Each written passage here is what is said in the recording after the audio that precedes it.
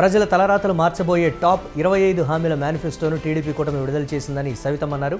అనంతపురం జిల్లాలో విలేకరులతో మాట్లాడుతూ మెగా డిఎస్సీపై చంద్రబాబు నాయుడు తొలి సంతకం చేస్తారని హామీ ఇచ్చారు.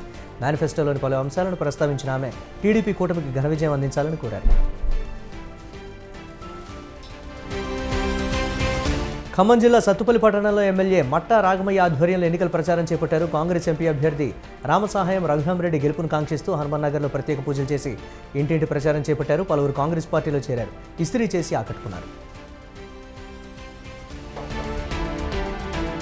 మంచిర్యాల జిల్లా చెన్నూరు పట్టణంలో మేడే సంబరాలు ఘనంగా జరిగాయి. అమరవీరులకు ఘన నివాళులర్పించారు. జెండా ఆవిష్కరణ జరిపి స్వీట్స్ పంచుకున్నారు. కార్మికుల అభివృద్ధికి కేంద్ర రాష్ట్ర ప్రభుత్వాలు ప్రత్యేక దృష్టి సారించాలని కోరారు కార్మికులు.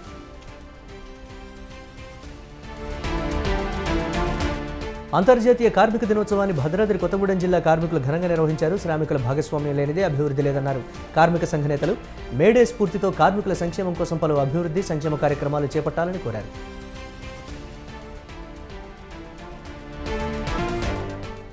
కర్నూలు జిల్లా ఆస్పర్ మండలం ఎట్టకలు సమీపంలో 60 బాక్సుల కర్ణాటక మద్యం పట్టుబడింది. 5760 టెట్రా ప్యాక్స్ను స్వాధీనం చేసుకున్నారు. ముగ్గురిని అరెస్టు చేసి పోలీసులు స్కార్పియో వాహనాన్ని సీజ్ చేశారు.